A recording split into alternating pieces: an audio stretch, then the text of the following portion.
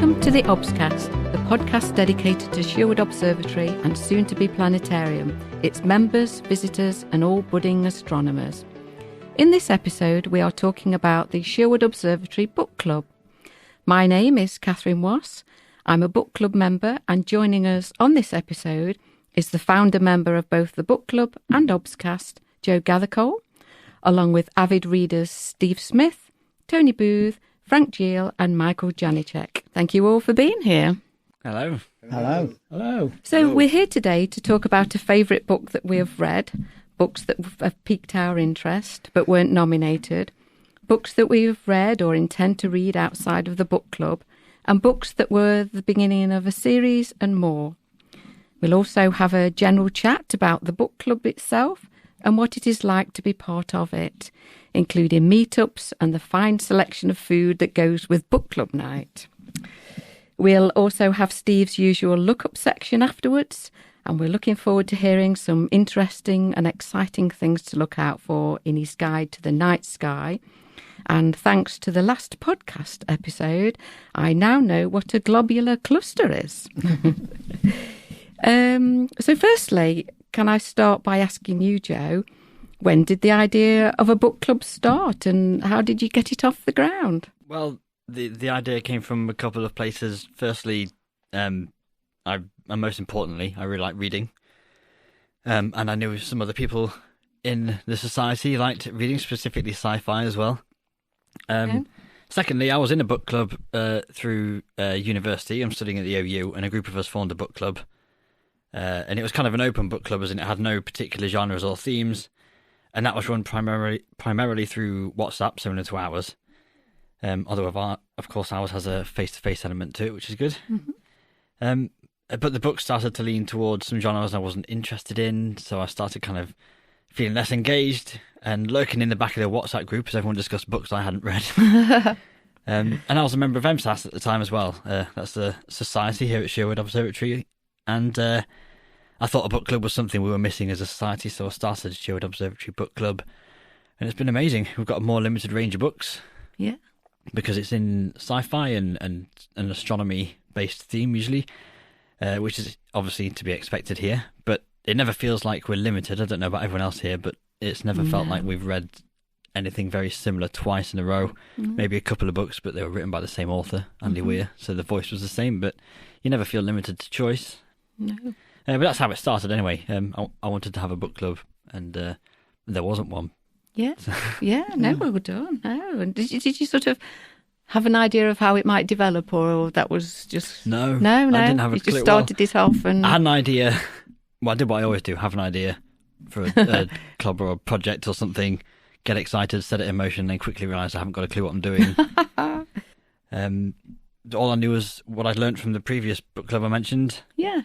And that could be a bit of a free-for-all at times in terms of choosing books in the beginning. And then, because that was a bit messy choosing books, the admins would choose the books for people to go on to read, which is fine, and it works. And I found out while putting this book group together that a few bigger book clubs do it like that, just because it's a lot easier.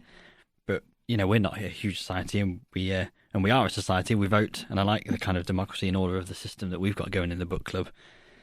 Which, as you all know, but for the listener, we all nominate one book, and then those nominations are inserted into a poll, and we all vote for our favourite nomination, with the one rule that you can't vote for your own book, because I live in constant fear of a one-all draw. Yeah. I don't think anyone else does, but one day it would happen. Yeah, I think once we've had to do a second round of voting, haven't we, because of a draw for one book. Yes, we did. No one let me have pistols at dawn.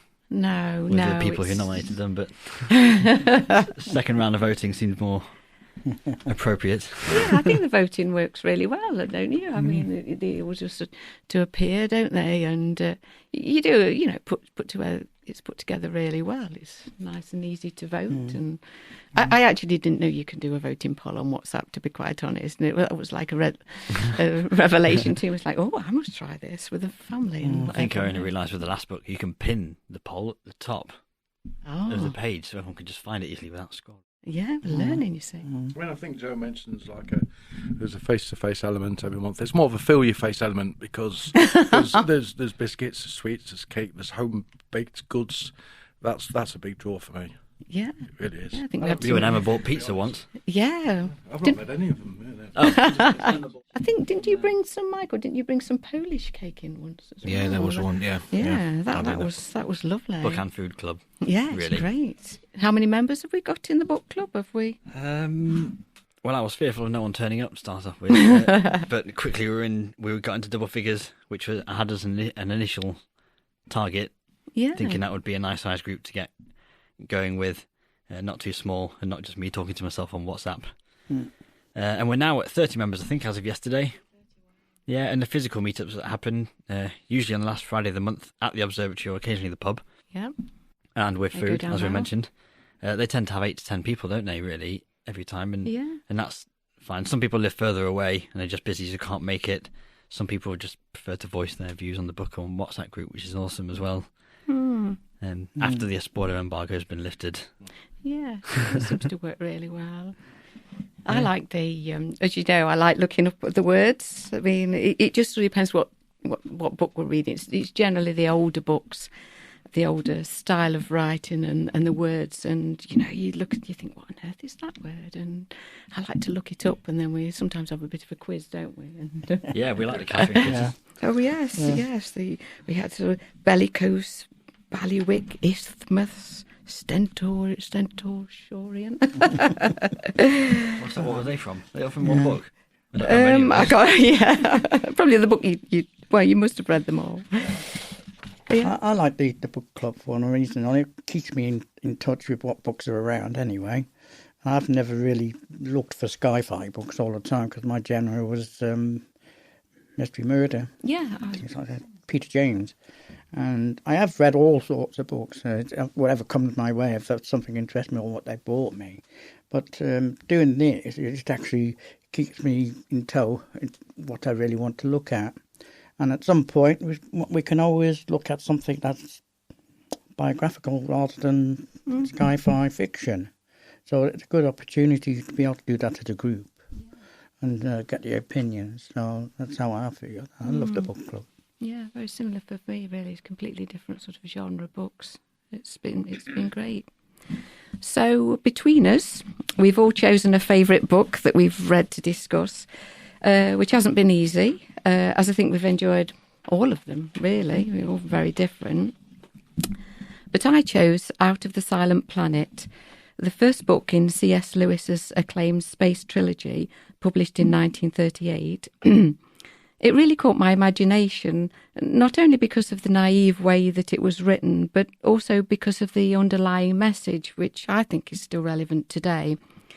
It follows the journey of a philologist named Elwyn Ransom, who is kidnapped and taken to Mars, which is called Malacandra in the book, in a spaceship for what he later finds out to be as a sacrifice.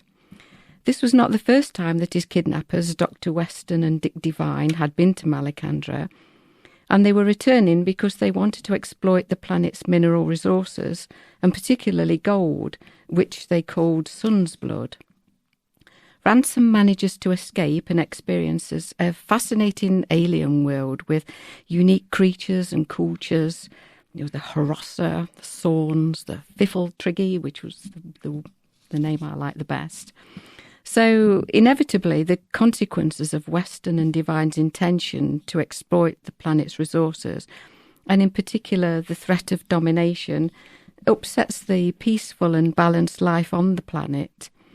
At the end of this first book, the ruler of Malacandra tells his kidnappers that he cannot tolerate their presence and orders them to leave the planet immediately. And the story concludes with Ransom reflecting on his experience and the broader cosmic perspective. The main points that stuck with me were the descriptions of the spacecraft, which I imagine to be like Wallace and Gromit's orange rocket to the moon in A Grand Day Out. Yep.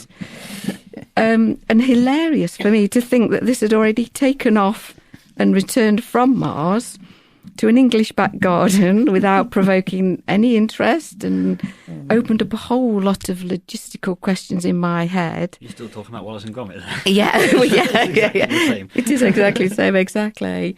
You know, there were no spacesuits for the journey. He described eating biscuits and beef extract. I mean, they landed perfectly on the planet exactly where they wanted to be. The air was breathable for humans, if a bit thin, making it a little bit more strenuous than on Earth. You know, it just goes to show that when the book was written, how little was known about Mars. And I think it can also be said that when the book was written in 1938, the threat of domination and the atrocities of World War One were very real. And the more I think about the book, I really enjoyed it. Yeah, I don't know what does everybody else think. I love reading sci-fi that's written at a time where we didn't know everything we know now, and they speculate as to what it might be, like War of the Worlds or the time H.G. Wells type or Jules Verne. Jules Verne. Yeah. It's just that's what the rocket ship reminded me of. The man to the moon. Oh yeah. It just straight up. Sometimes they seem to borderline on fantasy, don't they now? Yes. Rather than just sci-fi. If you wrote them now, they would be a bit fantasy. Yes. I think, but they're amazing, and I liked that book. Yeah. Yeah, there was a lot of very imaginative speculation, but it was certainly a book of its time, with like some of the language that some of the words that they came out with. Yes. Yeah. That was a few words for the quiz. That was. Yeah. It was. Yeah. I enjoyed it, and it's part of a trilogy, is it? It is. That's right. Yeah. And That's something. something. Quite surprising. It was C.S. Lewis's, because it's a tribute to him to the Narnia series, isn't it? Yeah. So you can see the fantasy Yes. there, can't you? Yeah. So all credit to him, I suppose, that he got one off the ground there. Did anybody carry on with the trilogy? Not yet. No, but I definitely want to go back and pick it up. I'm fascinated to think where it goes to, how it ends, and My book's too heavy for me to get back to lifting it up now. I got 3 books in one, and it was a hardback. Oh, did you? Nearly killed myself falling asleep reading. Not really a bedtime read, but I suppose it knocks you out. You know, good give you a good night's sleep. We start a lot of series though, don't we? We do. And you can't. There's not enough time to do all of them. You have to pick and choose which ones you're going to carry on with. Yeah, I say a lot. I think we've done 11 books. 11. That's right. Yeah, 11 books, and I think how many out of those do you think was a series? I can't remember. 4, 5. Yeah, at least 4 or 5. Yeah. Which goes back to our sort of when we commented that it's opening up a whole area of reading for us that we probably wouldn't have planned otherwise. Yeah. Right, so turning to Tony, you've chosen Ready Player One by Ernest Cline as your favourite book to review. I mean, I really enjoyed this book too, and so why was it a standout book for you? I thought it was a cracking read. I mean, obviously, I'll give you a sort of brief outline of the story. I mean, it's set in 2044, and so the world's a bit of a mess. It really is. We've run out of a lot of resources, sort of oil. We've wrecked the climate. There's famine and poverty. It's set in America, where their economy's completely crashed. Everybody's miserable, basically. They're living in. A lot of people living. It's like if you can imagine motorhomes piled on top of each other, like high-rise towers. So it's a really Stacks. That's right. Yeah. Stacks they call it. That's shipping containers, something like that. Yeah. So it's a horrible existence, but they do have an escape, and it's called the Oasis, and it's like a virtual reality world, which is sort of co-created by a guy called James Halliday. Now, poor James, he sort of like he passes away, and he's got no family, so he sets out a series of riddles and tasks to perform, and he's promised the winner will inherit everything, including control of this Oasis system. So the main character is called Wade Watts. He stumbles upon what they call the key, and it's all based on late 20th century pop culture, basically 1980s. And it starts off, I mean, they've been searching for his first key for 5 years. Millions and millions of these players who, that they spend virtually all their waking lives in the Oasis. I mean, they even have schools there to teach the kids on a school planet. So everybody's on this Oasis. So he starts off, but obviously there's the evil corporation who wants to take control of the Oasis. So things get nasty. It spills over into the real world. There's murder involved. There's a bit of romance involved, as always is. Yeah. But what I liked about it is the writer, Ernest Cline, is born in 1972. I was born in 1970, and I used to play a lot of arcade games in my teenage years, and so it was a great nostalgia trip for me. I mean, a lot of people that read it, I guess, won't get the retro sort of references, but for me, I remember these arcade games, the movies, the music, so I thoroughly enjoyed it, and I even went on to read Ready Player 2, which I've heard that people are saying, oh, it's not as good, and so I thought it was as good. But I will be nominating it for the next book club. How do they approach the second book? Because the first one was very standalone, set in the 80s. Like, they can't just do the same thing again, unless they do, but in a different way. I don't want to give any spoilers. It begins straight after the ending of the Ready Player 1. Okay. And no, I can't give any spoilers. I don't want to spoil it for you. I've got to read it now. You got to read it. You see, I watched the film a few years back, and I heard people saying, "Yeah, the book's a bit different." It's a lot different. Yeah, I watched. But I can see why, because what was in the book to transfer that over to movies. There's a lot of content in it. There's a lot of content. Fantasy. Even our CGI and deep fake at the moment can't attain that. And in Ready Player 2, it becomes even more so. Yes. You'd have to de-age a lot of actors, pay a lot of money to certain actors' estates, get really deep. It just can't be done. No. So I think the second film is going to be as different to the second book. Yeah. They have to de-age. Just think about Robert De Niro. No spoilers. Is it Indiana Jones computer game from the 80s? Think of this film. Think of the films. There's a lot more emphasis on the films and TV shows of the 80s, of which I still remember. And I think it's sort of written as like a young adult sort of book, but it does appeal to an old fart like me because it's a great nostalgia trip. Yeah. I'm later in the timeline. I was born in 1987, but I found it nostalgic as well. And I was actually speaking to someone at work the same age as me, thinking, why do we find the 80s nostalgic? Because we can't remember any of it. But I think at the time, if a film was made in 1985, it might not make its TV debut until 1995 in the UK and would be a bit of a bigger thing at the time. Yeah, so I remember watching the Back to the Futures on TV and it seeming like a big thing because things would be on at the cinema for a certain amount of time and then they would disappear for 2 years and then they would be on VHS to rent for a bit, and then they disappear for another year, and then you could buy them on VHS to have at home, and then they disappear, or you could carry on buying it, but then it would be maybe 5 to 10 years after a cinema release where the film would actually come out. So us 90s kids watched a lot of television that was 80s based, is my theory. Yeah, that's right. We used to have to wait ages, didn't you, before it actually came on the television. Yeah. I mean, that's the thing about the Oasis, because not only could you watch these retro films, you could be in them.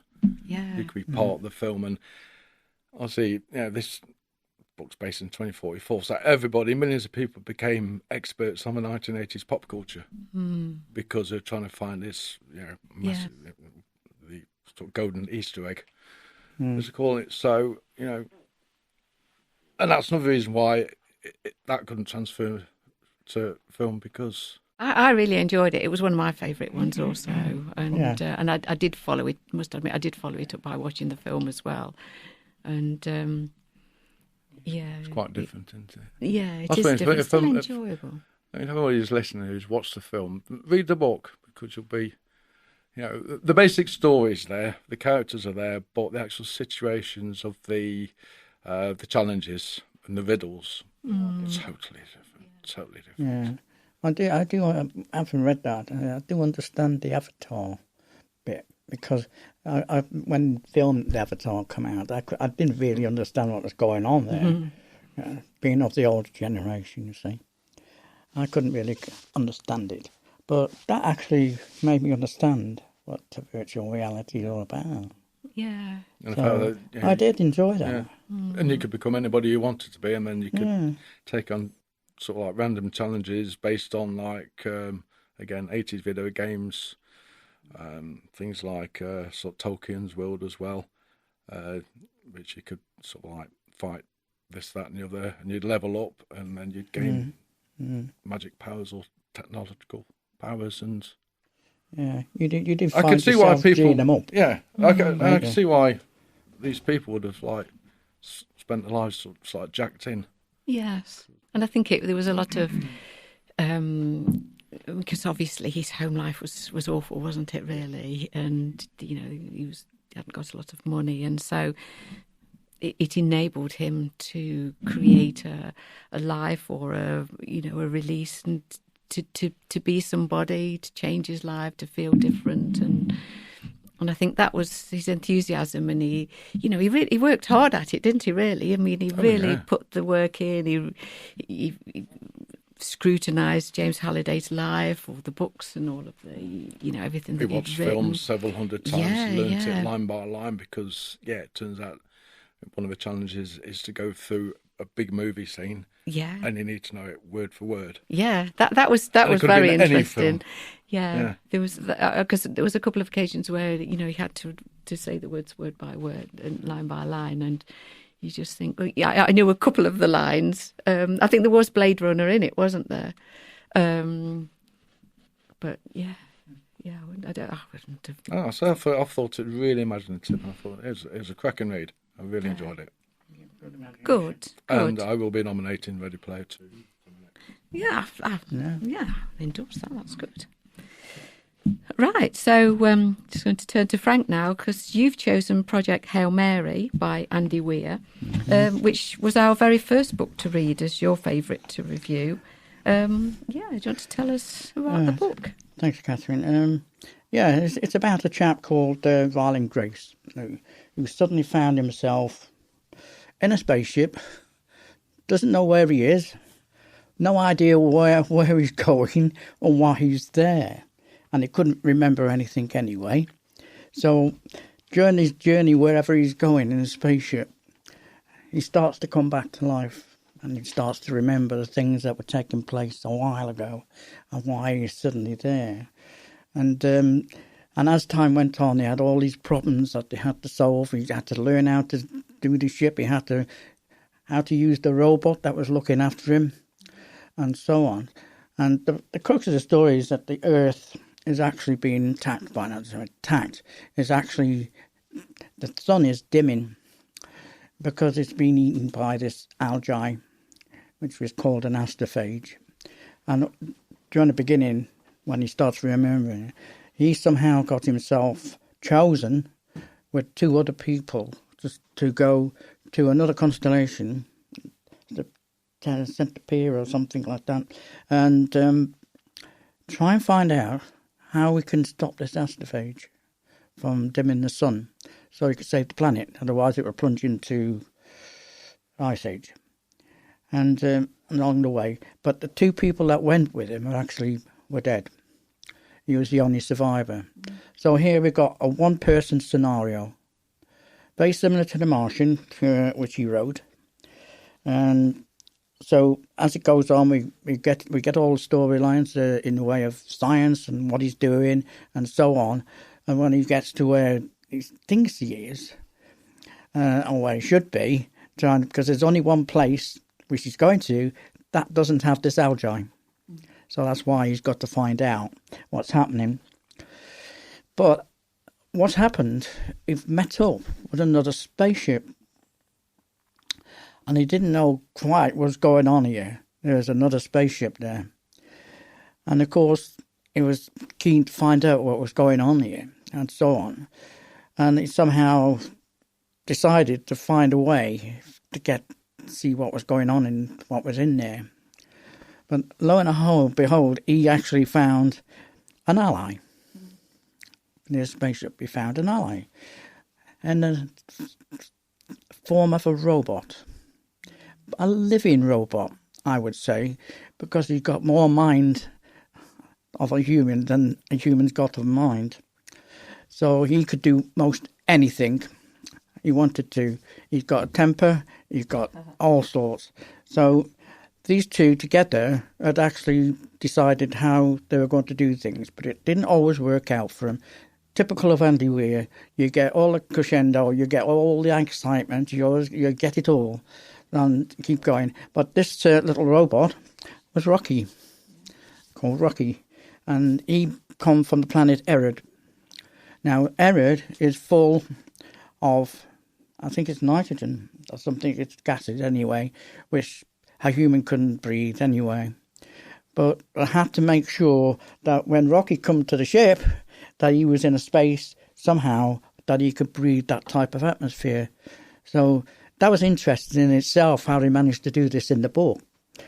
And so it does get more interesting as time goes on, because they get all these things going wrong, the rocket ship going around it. In the book, it actually shows how the rocket looks. Yeah. In the book, if you look at the book, it actually shows the rocket that he built, which is something Andy Weir is good at. He always finds a way of doing that. But as it goes along the way, and when they do find some sort of an answer, they had to part ways. But Rocky had to go back to his ship, right? And he had to go back to port. On the long journey back, Violent Grace, started to get rather emotional about this little Rocky. So instead of going back and telling the Earth how to get rid of the algae, he actually went back to Erod with Rocky. And he actually lived there for the rest of his life in a dome. Saved his life, didn't that fascinated me, honestly, because the story, in the end, it just means you couldn't care less about what's going on down there. He was more bothered about this look of Rocky. And that's how it ended. I thought, wow, what a good story. I thoroughly enjoyed that book. It was definitely a different ending. And he was eating me burgers, wasn't he? They did figure out how to make meat using his cells to eat. Yeah, it was a great ending. Yeah, it was a great story. Good book. It was a great book. It captured you when I was listening to it. I just wanted more. You could picture yourself in that situation, really, and it was quite fast paced. And what I liked was his problem solving. He was right. Okay, this is a problem. Let's get round it. And then, the relationship with Rocky, as you described. He was sort of from another planet and very different to what we would know. I thought the Rocky character was absolutely fantastic. I mean, as it turns out, all of his shipmates died as well, and he was just a lowly engineer. But the fact that he's an engineer saved them and his planet and Earth. Yes. So, and the way they sort of started off the communication, it was really believable, because it started off with little sort of like, as if you imagine, like sort of clay models and stuff like that. Then it music? Yeah. Was it music, wasn't it? Yeah. The way it developed, it was fantastic. Yeah. But that's Andy Weir's way, though. Yeah. There were people who were particularly keen on it, because they thought it was a bit one single person, and because it's like The Martian, where there's basically one person, just somebody down there on Earth and whatever. But I thought, so what? I mean, I'm quite happy to have one or two characters in it, because I don't know who's who. Some books you don't know who's who. You have to keep referring back. So I was quite happy with that one person scenario, to be honest. Rocky found himself in the same position. He was on his own because all his crew had died on his journey to try and solve the same problem that was occurring back on his planet. His son, local son, had the same problem as our son, but all his members of crew died because they weren't used to space travel. They weren't aware of cosmic rays, and they all died of radiation poisoning. So he was on his own. But what a fantastic character. I love that guy. And the good thing is, there was a good solution. I was all right to give the ends away. I think so. Right, Yes. well, the thing is, before he turned back to go and see Rocky, he sent off some rockets to Earth. And those rockets eventually got to Earth, even though he didn't return himself to Earth. He went with Rocky. The rockets got there, and they later found out that it saved the planet Earth as well. So he did a cracking job. He saved their planet and our planet. True hero. Yeah, because those rockets contain like the cure to astrophage, isn't it? So, yeah. And they're making it into a film. I believe Yeah. so. Yeah, I think Ryan Gosling's going to be the main Emma Stone. character. Yeah. Have Emma they? Stone's going to be Rocky. What? Yeah. Really? Come on. Let's Who's going let's to be see. Rocky? Well, what do you think Rocky is? Would you think it's female or male? Somebody who can whistle. Oh, I think Rocky is a gender-neutral crab spider thing, isn't he? Yeah. He's got a carapace. Well, that's how we and look, isn't it? But it's going to Yeah. be a female. Oh, she's going to voice it, the female. Oh, Emma Stone. Yeah, great. stuff. Emma Stone again? With Ryan Gosling? Yeah. 2026 is Oh, coming up, yes. They're not Right, going to start Space. dancing, are they? Yeah. 2026, that's coming out. Brilliant. Amazing. I liked it when, because obviously he was a problem solver, Grace was, and Rocky had that, he burnt himself out, didn't he, at some point? And of course he'd got these fins, and Grace thought you could see the smoke coming out and all the dirt and everything, what he thought it was, and he thought he was doing him a favour by blasting to try and clear it Yeah, and soot away. That's right, get the yeah. soot away so that he could save him. And basically they were just like his healing scabs that he'd blasted off, and yeah. But they couldn't even communicate easily. He's full of beeps and whistles. Yeah. And as a human, we tried to converse with that, but they had to find a way of talking with each other. A brilliantly written book. Yeah. I loved it. Well, he's a great researcher, Andy Weir. He does research. Yes. So Yeah, along it's the all way, very, very- you're going to find stuff that's pretty well plausible. Yeah, brilliant.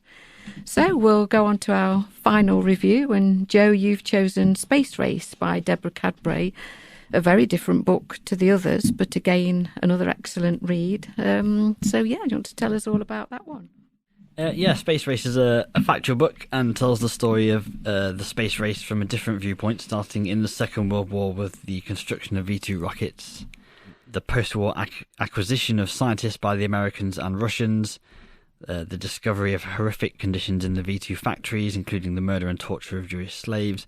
And it goes on to describe diplomatic arrangements for scientists to leave Germany, with the Russians and Americans both trying to get the most senior scientists they can find over to their countries before the Allies do, or the other Allies did. And it really highlights that sort of the start of the Cold War, therefore the space race and the race for more powerful rockets in the age of nuclear bombs. It's all set with that background to it, and the Cold War seemed to start just before the Second World War started, really, because they were all saw the fall of Germany, and the Russians were going, well, what can we get? And the Americans were going, what can we get? So it was kind of just a continuation of that situation. And we got a lot of detail from the Russian perspective in this book, which is something we don't always hear about here in the West, particularly Sergei Korolev and his struggles, his genius, his constant wrestling with the Russian powers to get things done, and convince them that his way was the right way, and the fight for scientific resources going on for other people trying to do stuff that he didn't think would work. We hear a lot about Werner von Braun in the West, so it was good to learn more about his counterpart, who was kind of unknown to the Russian public, or all the public, for most of his life, for fear of him being assassinated, really. So we also learn more about von Braun and the paperclip that were on his secret file in the US and other files of German scientists, which meant hide this away. It's got this paperclip on it, and they were later opened, and they showed he wasn't quite the scientist forced to work and working for the sake of science as we may have been led to believe he was a member of the SS. It shows there's no black and white in the space race story. And Deborah Cavalry also brings to light the extent of animal use in space, in the space race by both sides. Some nice stories there, some not very nice. And it was a good book. I really enjoyed the history. And of course, it's not all shadowy secrets and new depressing facts. The book is filled with stories of human perseverance, ingenuity, just incredible brains, and doing a lot with not much sometimes, and adventure. Obviously, it ends with landing on the moon. I'm halfway through that book. I'm catching you guys up. Spoiler, they land on the moon. Sorry. No, it's not a problem because it's a factual book. Yeah. But it's gripping. Yeah, Yes, it's really it well is. written. It is. Every paragraph dwells upon your mind. The abject misery that they went through, and the adversity and everything else. But the Germans suffered, the Russians suffered. It gives you all the facts of how many people died, the millions of people, the way that Stalin got rid of about 30 million people all in all, and the mistrust. And it's just an amazing book. I found it totally fascinating. And the amount of facts that were uncovered in that book so far, for me, is just phenomenal. It's kind of a staggering story, isn't it? It is. It's That's my incredible. favourite second book. My second favourite, that one. When you learn that even the Russians didn't have enough, the Russians working on their rocket program didn't have a lot of food, and they were drinking a lot to try and cope with the fact it was utterly cold. freezing. And there's people going under these rockets and just exploding in the background as people are walking around, and there's another person dead. Replace him. And it's insane in some places, isn't it? The whole way. And then Horrendous. I really liked the story of the German scientists themselves trying to figure out who might be the best side to defect to, essentially. Even before the war finished, they were talking about, this is coming. Where are we going to go? And Werner von Braun broke his arm, didn't he, in a car accident? Right. And then it didn't get set properly because he was still on the run, and then it caused him a lot of problems. He was in bed for a long time and really ill, and both of them just so close to death sometimes. The Germans, when they first started off, were in terror of giving any indication whatsoever that there was dissent or that they may had other ambitions other than what the Führer wanted, etc., Hitler. And at the time, they couldn't even, you didn't even know who to talk to, because any word that got out, that person and the family were wiped out. Gone. You can't imagine what it must have been like. But against all that, you had the Korolev and von Braun, who both had the same ambition.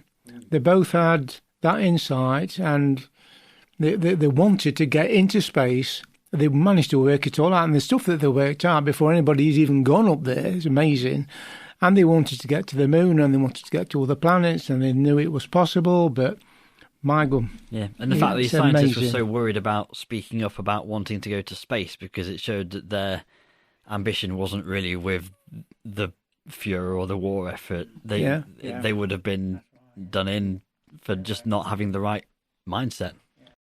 Because I find it quite interesting as well how the Americans managed to spirit these scientists away basically the day before the British were due to get them as well. So, I mean, we gave them all the information, and we're like, hello, chap. We can all work together here. Yes. This is where they'll be.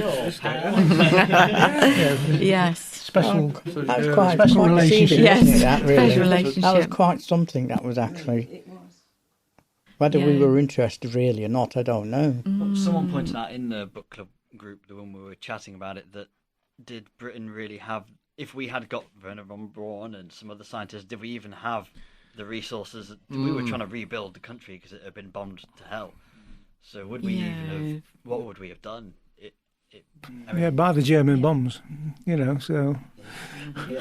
Yeah, we don't necessarily want to bring those scientists here and go, have a nice place to live and work for us. Yes, Well, it might have ended up being an ode for all mankind situation where the Russians landed first. Well, Would have been nice That's to another work story. together with the Americans. Wouldn't it? Yeah, but the Russian. They just threw everything at it, like you say. Animals were expendable, weren't they? You know, the terrible things that they did to the chimpanzee, didn't they? And he electrocuted his feet just so that he knew what controls to do, Where and they were then built. it all went wrong. I liked I didn't like the fact they both used animals. It was interesting they both decided to use animals. It makes scientific sense, not moral sense, but I did really like the difference in the way the Americans and the Russians approached things altogether. So the Americans felt like they were more like, is this going to work? Let's double check everything. Let's make it so everyone's safe. Or we've had an accident, so let's rejig everything. And the Russians were like, we've got a big bean can here. Yeah. And I think if we put a rocket underneath it and aim it that way, this guy could float around for a bit. Yeah. He might not make it back. But we can say we got a man in space. Yeah. And so that's why the Americans thought they were ahead all the time, because they were just... The Americans could have been there. Yeah. They didn't have the political insight either. They didn't realise that what kudos it meant to get a satellite in space for a start. They couldn't believe it when Sputnik flew over the top. Yeah. There was a mad scramble then, and they realised very quickly that could be a nuclear warhead that's just going over our country, and it's going over again, etc. And the real race then wasn't just to get something in space; it was to protect themselves from the fact that missiles could rain down if they didn't have some supremacy themselves. So that's what really sparked it all off. That's what the space race was about, protecting your own nation. And each nation, Russia and America, feared what the other nation could do and drop a bomb on. I thought the Russians were neurotic, to be honest, about what was going on, because they were so secret in themselves. And of course, they didn't know what was going on the other side. They were stupid themselves. Yeah. They to were be such honest. a terrible. Korolev, it was in my mind, not a hero, but I think No. he was the man at the time, Korolev, because he had to work with next to nothing. And he had to fight for everything. He was in a gulag From for a Yeah. while. Yeah. And then got they out. fetched and him out. And, It must have been really hard for him to go, yeah, I'll work for them, but I kind of want to just get to space, and this is how I've got to do it. yeah. They treated him really badly, and he got no recognition until right at the end, did he, really? He was just known as the chief engineer. Was that, yeah. No names. Yeah. It's a pretty No cool names. name. I believe it was Khrushchev who actually really got it going off the ground when it comes to the Sputnik and things, wasn't there? Khrushchev was really all for it. He really pushed it. But they do push hard. He was gloating against America and the West and everything else, saying, look what we've done. And then when the Americans had the first shot at launching something into space, I think it was the Navy who had that crack first, and it just all the eyes of the world was on this rocket. Michael probably knows it better than anybody, but that rocket just crumbled into the ground and it just blew up, and there was egg all over their faces, and the Russians were laughing even harder. And then Von Braun stepped up, and within 6 to 8 weeks he managed to get something up there. Did you? So they're brilliant. I'm slowly reading my way through the book. There's that many facts. Yes. Yeah, there there's a is. few things. I mean, the chimpanzee ham, first The American one. the American one. I didn't realise the poor thing. Sort of Kathleen mentioned earlier on about they'd send mild electric shocks through the feet if they pressed the wrong button. Apparently, when Ham was up there was a glitch, and the poor little sod was being electrocuted constantly. Yeah. Despite the fact he was pressing all And the he's right pressing buttons the that he buttons, thought. and he's still getting zapped. Oh, it was horrible. Yeah. It was, yeah. Oh, dear. Yeah, absolutely awful. I ain't got to that bit yet. Oh, sorry. Yeah. Spoiler. Yeah. Spoiler alert. That's the comedic relief finish coming up. that. Yeah. Very good book. He made it back then. He made it back. Yeah. Yeah. And he ended his life in New York City Zoo. Because that's where he crash landed, or because he... No. He just didn't. He didn't want people touching his feet.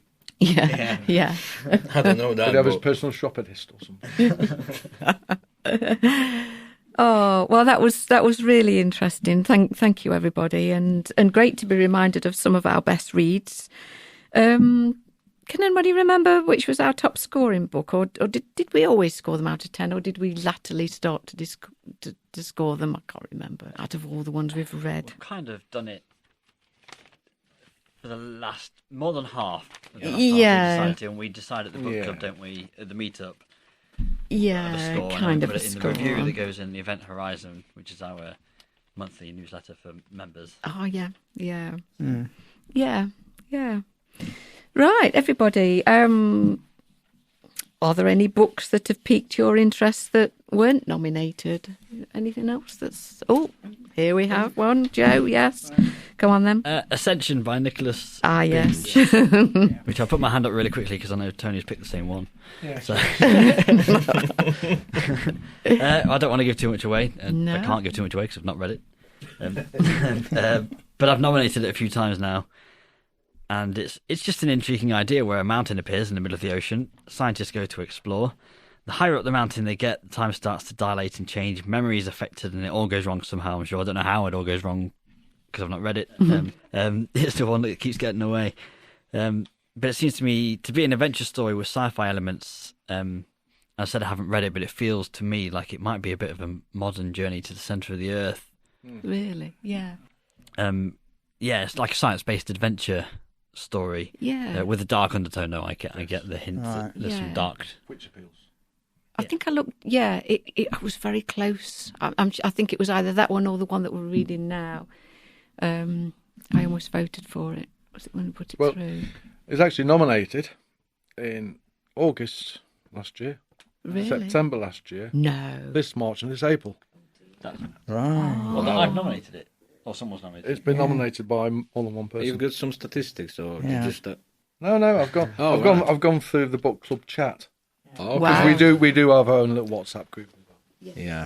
I have a list of every book ever nominated in the month it was nominated in, but I haven't written This which was one we actually chose every month. Ah, I have all the books we've yes. read. We need a spreadsheet. I can see Yeah, this. yeah. I can Yeah, feel I've this coming seen on. that. Definitely. I've seen that. I mean, Contact piques my interest. Don't know why. All of a sudden, it's Contact. Somebody nominated. I can't Carl remember. It was Sagan, that Contact. one, right? Yeah. It's a film. It was a film, and I believe the book is quite a little bit different at the end. I think, but Is it that's one Contact book or- that's actually got me. Eh? Is it Just First Contact? waiting for a signal. Yeah. Yeah, Sagan. Yeah. Sagan. Yeah. When it comes to books that bamboozled me, I think it's The Three Body Problem. Oh yes. Yeah. I found That's that a little one bit book complicating. that I can't quite. Michael there is a scientist. No, I'm not. He can understand people unwrapping and wrapping up, and pyramids in reality, in virtual reality.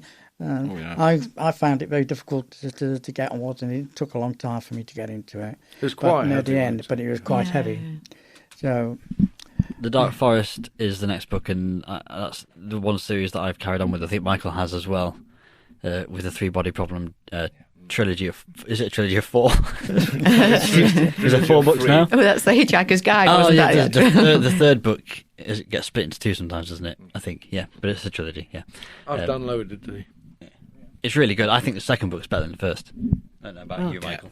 Yeah, I've got the same feeling that the second one is a lot better than the first one. It's quite a heavy book, and there's a lot of characters in it as well. There are. Yeah, That it's- was, to the for me, front as difficult well, to and- keep hold of. I mean, to get into it, I can only remember 2 or 3 characters after all that. I thought it was Hang is it?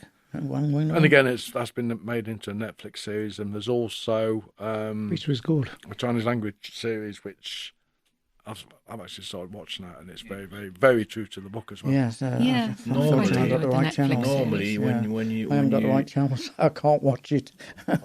when you're doing a movie or series Yeah, for it to based come on to the a film. book, it's not actually following the book. But with this one, I think it's quite. It is following exact book, and I really enjoyed the series so far. Yeah. The Netflix series was really good. Mm-hmm. That was It's there brilliant. was some stuff at the end that didn't happen in the first book, and I don't remember happening in the second book. Oh, the No, wall they need to add faces. something to, you know, Wall to... faces. Yeah, wall faces. Yes, wall faces. That is really. That's probably just one thing I'm thinking of. But I've heard that it may happen in the third book somehow. I don't really know. So. Is the brain being sent to space in the second book? No. Oh, yes. Oh, you spoil it. Nah. Well, I read the first book, and I was a bit bewildered by the first book. It was getting a little bit monotonous and trying to grasp exactly where it's going to end up. But I did finish the first book, and I think that put me off the second book. So when the Netflix series came out, I thought, I will watch this. And then all of a sudden, things came and made sense. And I thought that series was brilliant, what they did on Netflix. And now I'm going to read the second book. Yeah. So that's encouraging me. But it's normally the other way around. I always say a book is better than any film. And it's usually the case, I think. But that series Netflix did, cracking. I find the book can be quite abstract in some of the things that happen and the way they're explained. Yes. It's hard to imagine, what is it, a proton folding out into and encompassing the whole sky, and it is a computer chip, isn't it? That's printed. And with the aliens are an abstract thing that we couldn't possibly understand. Maybe they'll turn up at some point. No idea. Michael knows, I think. They did that quite well in the Look at his eye. programme. No, the book itself is quite well. The way how the author put everything into a book is sometimes quite heavy to understand. Let's say like that. But like Steve says, after watching the series, it clicks like that. So. It really helped me to understand when I watched the TV series. It Especially was quite well done. Based in China, like, you know, almost at the end of the world, where we don't have not much knowledge about their culture, how the things been done up there. I think a lot of the criticism I heard about the writing I can explain away by the fact it's translated from Chinese, and also the fact that some people think it's quite stilted the way people talk to each other. Well, that's a cultural thing, I think. So I just have to imagine this is happening in China. I know nothing about China, so well, not exactly only in China, but all the communist countries, you know, back in the 60s and 70s, something similar happened. You know, like that demonstration on that square with the red books in hands, and that was heavy stuff. Yeah.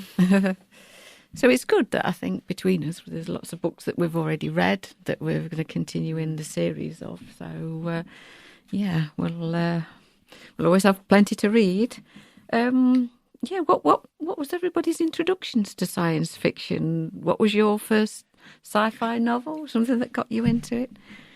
Oh, Tony, what was yours?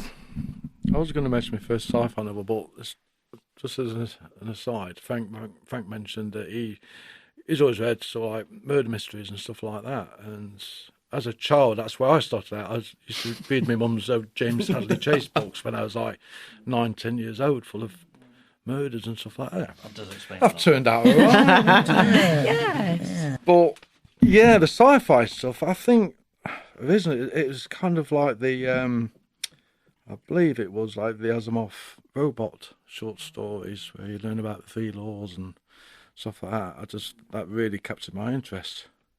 And I went on to obviously Clark and and then I got, must have been like 13 or so, I started reading Stephen King, his Dark Tower series, which is a sci-fi, stroke fantasy, stroke dystopian. I mean, that's a long series. I think the first book was 1982, and he wrote the last one in 2012. There's 8 novels and 1 novella. To me, that's a cracking. I've read it about 3 or 4 times over. Yeah, and you still get more out of it every time you read it. Yeah. It's very, very, very, very wordy, but this whole multiverse is joined. Yeah, I think the first Sky book I can really say, I'm reading Sci-Fi to was Rendezvous with Rama, Arthur C. Clarke. And I thought it was really different. After not really I've read things very similar to what I would call it Sci-Fi, but it's not really. It's just fantastical stuff. But this was Sci-Fi, Rendezvous with Rama, and you've got this spaceship going straight to the sun, and somebody else flies up to it, and they have to go inside to find out what it's all about and whatever, and all the things that are going on inside it. And that really struck me. And I thought, it's good. Yeah, I think Really it kind of, good. anything like that Kept me provokes going. your interest, doesn't it? You think, that's interesting, that's different. How would that work? And I like to differ the authors of the old and of the new. I like to be able to go to the new and I think, what's he thinking now? What was it like in those days? It's not like the like Arthur C. Clarke and Asimov and all that. Although one of the Asimovs I wasn't very keen on, what we just read. I didn't get myself into that one proper. But I like to do that because it's just a comparison of how you think differently. Then you get the heavy ones with the newer ones. They get a bit more scientific and more fantastical, whereas the others were a bit slower, but a bit simpler to read. And so you get a bit of that. I like that because then you can come back away from the heavy stuff and actually go into something a bit simpler.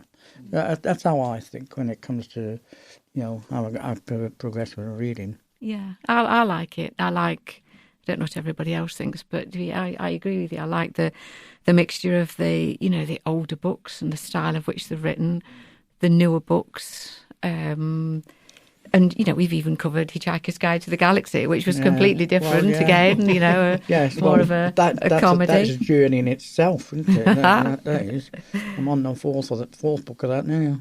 I just read that. Yeah. Hitchhiker's. Yeah, it's just a different perspective, a different perspective altogether. Yeah. You don't know what's coming from one paragraph to the next. No? Monty Python. Yes, exactly. Very imaginative. Yeah. Yeah. I'm actually Beagle looking... box. I've got a video of Marvin. Sue Flowers. So it's a BBC version. Yeah. And it's got it all on this. It's got the full series on it. I've only seen 2 at the minute. And it's got me laughing, both of them. Yeah. And I think the funniest place for the robot Marvin, is that on that video. Paranoid android. The paranoid android, yeah. Paranoid. My word, it's so funny. I've not seen anything like it. Too human. Oh, I'm depressed. Yeah. Oh, dear. Is it Alan Rickman? Does he voice that one? In the later film, he does, yeah. Film. Yeah, it's really good. But this was a series on the BBC, so it's not ongoing. You have to keep going back into it to get on it. Very good. I thought that was good. Anyway, that's my thoughts. Well, my first sci-fi, which I think is classified as sci-fi, was Frankenstein by Mary Shelley. Oh, brilliant! Yes.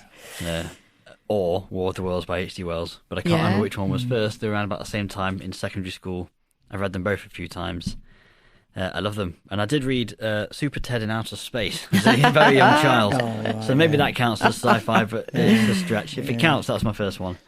But I started enjoying reading in secondary school thanks to a great teacher. I didn't really read much before then. And she was the reason I looked at and tried different books and genres, saw books I initially saw as boring in a new light. And the reason I still to this day write stories for myself for fun. And I wouldn't have strayed into sci-fi if that hadn't happened at secondary school. Really? Yeah. So reading, I think we read Frankenstein in that class. And having that kind of lit in a different way by talking about it in an interesting way rather than just being a 11, 12-year-old boy who's being told to read this old book and you don't understand anything of it because the words are different. It seems boring compared to what we're used to being exposed to at that age in the early noughties.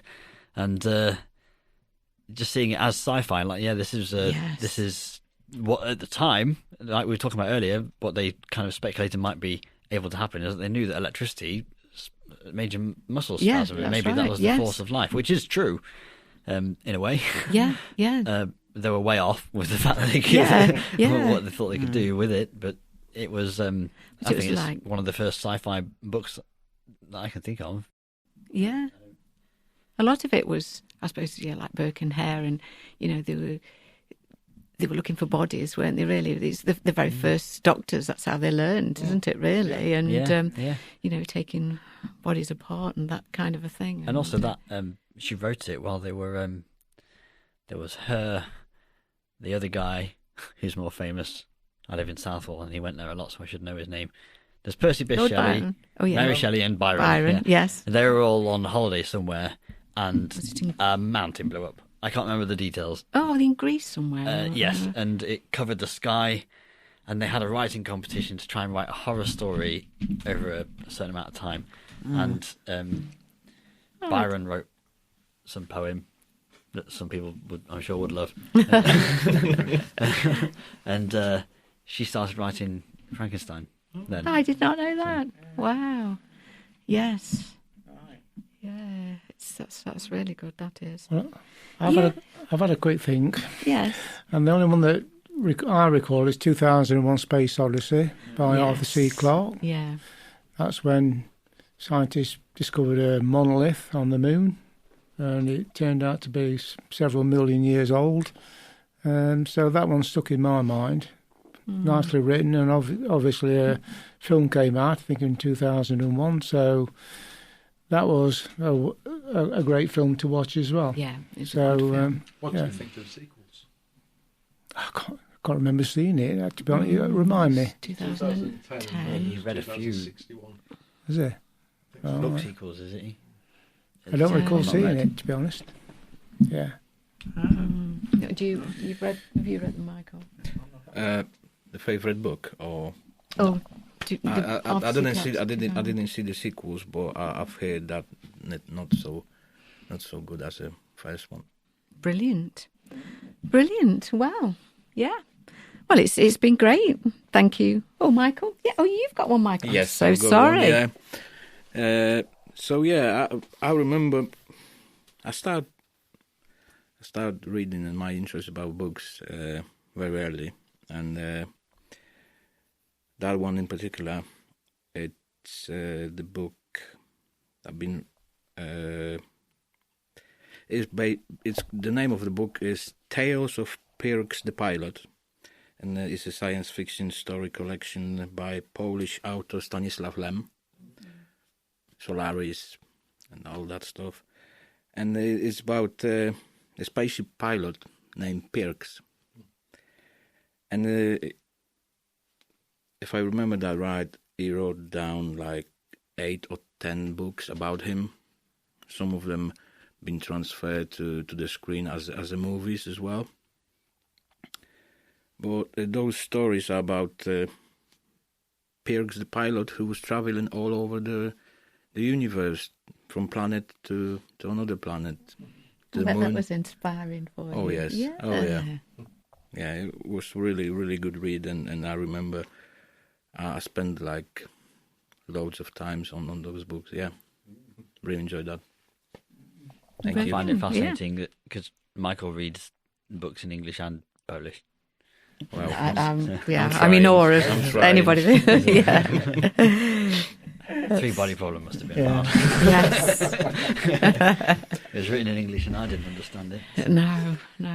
About the 3 body problem, I had the version in Polish. So, Oh, did you? Yeah, You probably read that. You probably understand it better. Maybe. I've got all 3 of them in Polish. So I thought you were going to be like, I read it in the original Chinese, actually. Yeah. Just my third language. Yeah. It's so simple. No, not that good. No. You get that quiet. Well, again, it's been great. Thank you, everyone, for taking part in this special edition on the first anniversary of the Sherwood Observatory Book Club.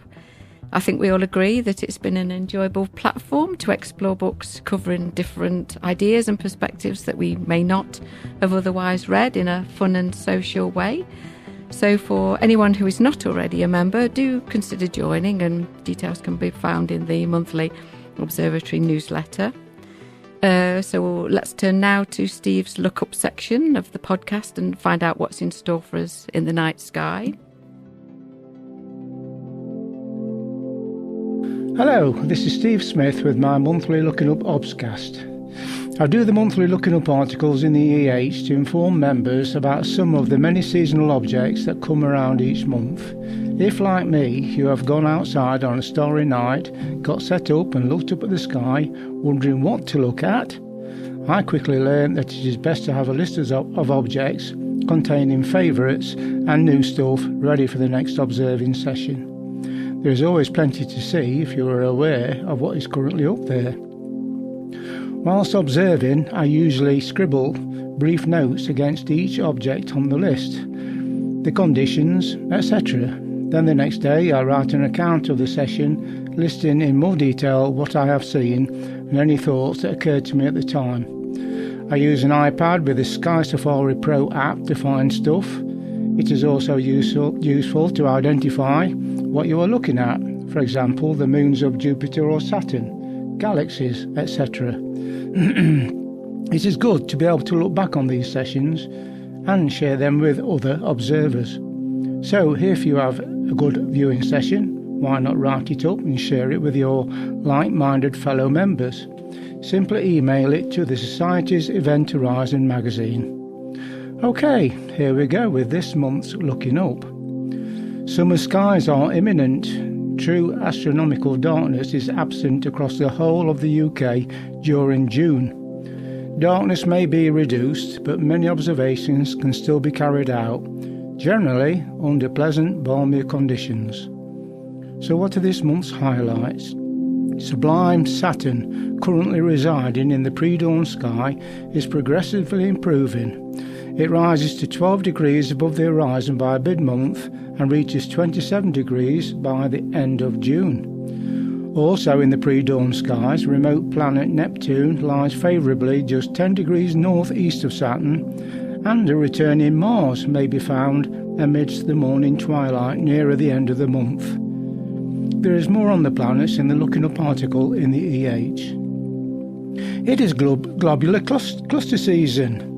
Big hitters like M3, M10, M12 and the fabulous M13 can easily be found, but there are loads more globs up there too. I will come to these shortly. The Summer Triangle asterism formed by the three bright stars Deneb, Vega and Altair is back on the scene, bringing with it such delights as the famous Ring Nebula M57 and the Dumbbell Nebula M27, which never fail to please. In the triangle lies the constellation Cygnus, which harbours the gorgeous blue and gold double star Albireo, the Veil Nebula and the Blinking Nebula, NGC 6826. They are all available now, along with the rich Milky Way which runs through this area of sky too.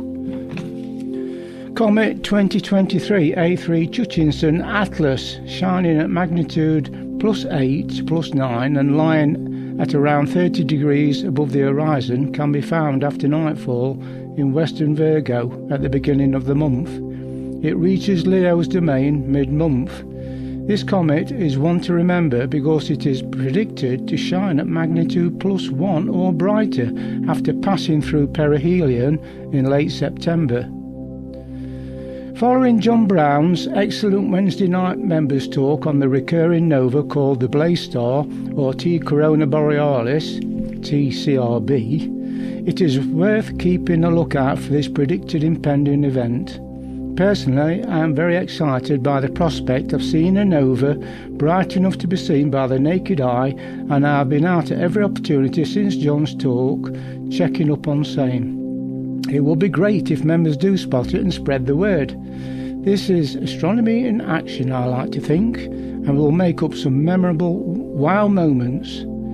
I have put a separate article to the Looking Up on this phenomena in the Event Horizon, thanking John for bringing this to the members' attention and showing us where to look for TRB, along with lots more information on it. OK, it is that time of year to start looking out for noctilucent clouds, or night shining clouds. They are the highest tenuous cloud-like phenomena known to occur in the upper atmosphere of Earth, appearing at about 50 miles high in the sky. So, what are they? Well, in the summer months, water vapour from the Arctic is carried to great heights by the upwelling of cold air, which can plummet to minus 120 degrees Celsius to form ice crystals which can reflect the sun's light down to us well after the sun has set, due to their high position in the sky. Okay, so keep an eye open for them. Deep Sky on show. As always, last month's items mostly apply. Scorpius, the scorpion, and Ophiuchus, the serpent bearer, are both at opposition on the ecliptic this month. Scorpius serves up a feast of objects for us, including globular clusters, open clusters and nebulae. M4, which can be seen with binoculars, displays a central bar of 11th magnitude stars in small telescopes. M4 is one of the closest globulars to the Sun, lying only 7,200 light-years away. M6 and M7 are two bright open clusters in Scorpius, both of which are naked-eye objects. M6 is also known as the butterfly cluster. This comes from its arrangement of stars looking like a butterfly-like figure with a body and two wings. It is located just above the scorpion's tail. M7, also known as Ptolemy's cluster, is a huge, splendid open cluster appearing to the naked eye as a fuzzy spot against the Milky Way background. Telescopic observations reveal about 80 stars within a field of view of 1.3 degrees, which is twice the size of the Moon's diameter. M7 was known to the Greek astronomer Ptolemy, who called it a little cloud following the stinger of Scorpius around the year of 130 AD. NGC 6302, also called the Bug Nebula, is an unusual but interesting planetary nebula lying around 4,000 light-years away. It has two protruding nebulous lobes that make it look similar to an hourglass shape. The constellation Ophiuchus lies north of Scorpius, but encroaches over the ecliptic border, although it is not included as part of the 12 traditional zodiac constellations. It contains over 22 globular clusters. I said globs abound this month, but don't worry, I won't cover all of them. Some of the most notable are M12, a 7th magnitude glob that appears as a ball of 11th magnitude stars. M10 is also a 7th mag glob. M9 is slightly fainter at 8th mag. It is partially obscured by the Milky Way. M14 is also an 8th mag globular cluster, so these are all fairly bright and easy to find with telescopes and binoculars. M80, another big hitter, is a compact globular cluster, and again it can easily be seen in a small scope. NGC 6231 is a bright open star cluster located near Zeta Scorpii with a total magnitude of plus 2.6 and is a pretty sight to see. NGC 6231 is just 5,900 light-years away. Also in Ophiuchus lies a deep sky challenge worth seeking out. NGC 6309, the Box Nebula, lies around 3 degrees northeast from star Sabik. Small and compact with a bluish tint, in an 8-inch aperture scope it is quite discernible as a fuzzy, non-stellar object against its background stars. With a magnitude of plus 11.5 and spanning just 20 arc seconds, you may need an ultra-high contrast or oxygen-free filter and high magnification to see any more detail. Like I said, there's lots to see.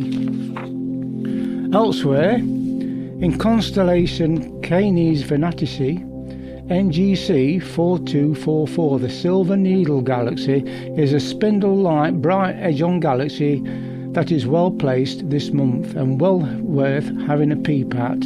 It appears as a thin ghostly streak and has a bright centre. At magnitude 10.4 plus 10.4 and lying 14 million light years away, NGC 4244 is a lovely galaxy to get in your eyepiece's field of view. These sites can create wow moments that will stay in your thoughts for several days and increase your repertoire of favourite objects to return to time and time again. There are many more details and pictures about these items in the Event Horizons Looking Up. I also mention what is happening with the planets, and I have listed and charted recommended objects for this time of year too. Again, it will be good to hear from you about any observing sessions you may have had. Or we can have a chat about any of this stuff when we are up at the Obs on any wonderful Wednesday evening. So, are you now ready for looking up? This is Steve Smith wishing you all clear skies and lots of wow moments. Thank you for listening.